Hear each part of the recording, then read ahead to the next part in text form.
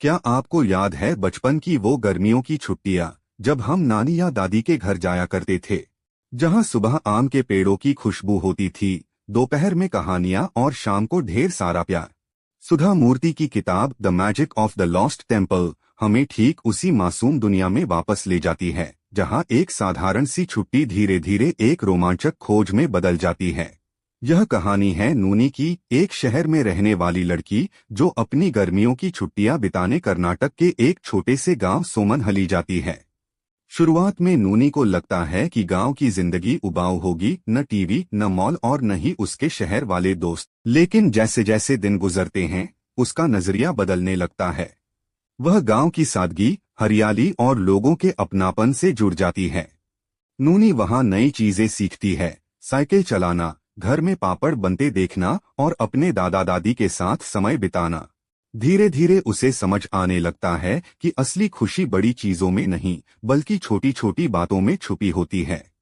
कहानी का असली रोमांच तब शुरू होता है जब नूनी गांव के बुजुर्गों से एक पुरानी बावड़ी और मंदिर की कहानी सुनती है, जो सदियों पहले मिट्टी में दब गया था।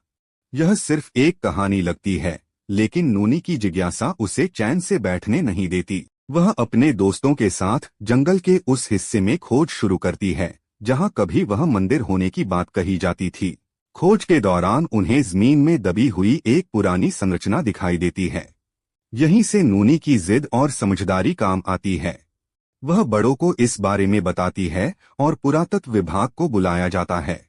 खुदाई शुरू होते ही पूरा गांव हैरान रह जाता है। मिट्टी के नीचे से एक भव्य और खूबसूरत प्राचीन बावड़ी सामने आती है, एक ऐसा वास्तुशिल्प जो गांव के इतिहास और गौरव की गवाही देता है।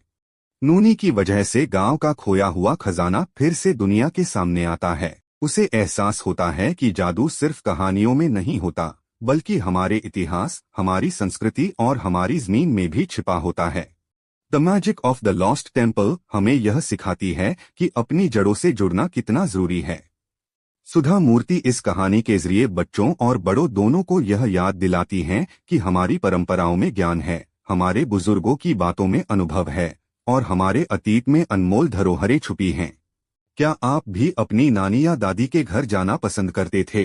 आपकी बचपन की सबसे प्यारी याद क्या है? कमेंट में जरूर बताइए। अगर आपको ऐसी सुकून भरी और अर्थपूर्ण कहानियां पसंद हैं, तो वीडियो को लाइक कीजिए और चैनल को सब्सक्राइब करना न भूलें।